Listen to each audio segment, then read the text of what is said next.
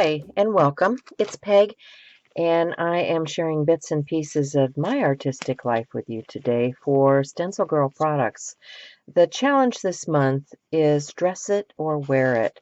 So I'm getting out some nitrile gloves to wear because, yeah, you do need to wear this when you're crafting a lot of times. These are something that I get at the hardware store in a box of, I don't know, 50 or 100, and they save your hands.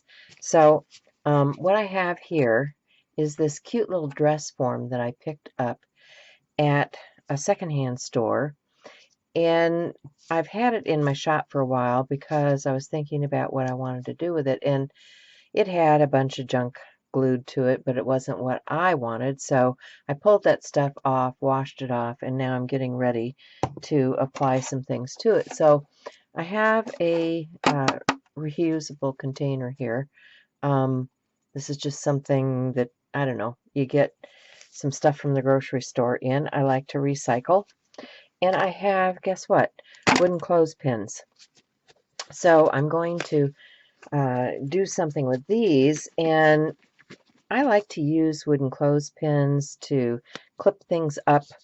I have a dryer rack from IKEA that I clip my fabric and papers and things up to when they're drying, and it folds up and is collapsible, and it's just a great way of keeping things out of the way in the studio.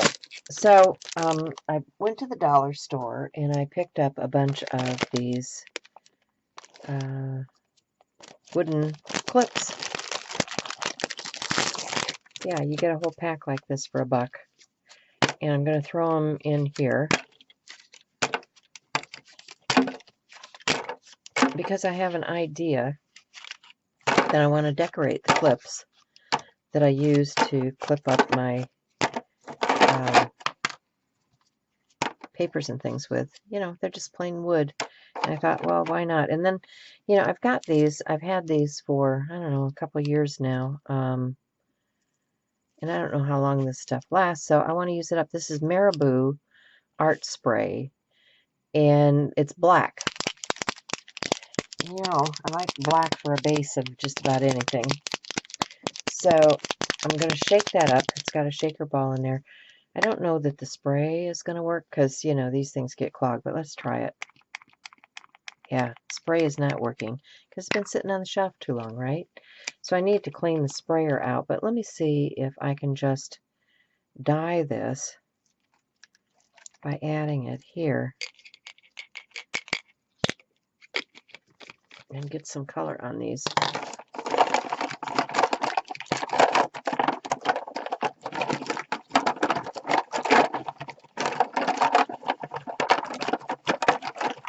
Looks like it's soaking into the wood pretty good. I've got a cloth down here in the bottom to catch the excess because I thought I could use that to rub onto the areas that didn't get coated. And it's working. So I'm just going to work this into my clips, and then I'll clip them up and let them dry before I do something else with them. So I will apologize in advance. My video was corrupted. So what you're going to see now are a bunch of pictures showing the process as I created.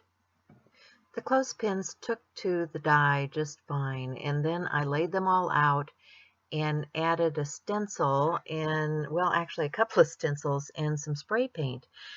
And you can see the results here. I then tore some of the gel printed fabric that I had created in another session and added that along with sari ribbon and other beaded embellishments that I'd picked up in the clearance aisle.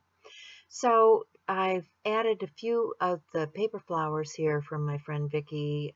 She does a wonderful job. I'll put her link down below. She has an Etsy store, but I thought they added a little pizzazz and dressed up my dress.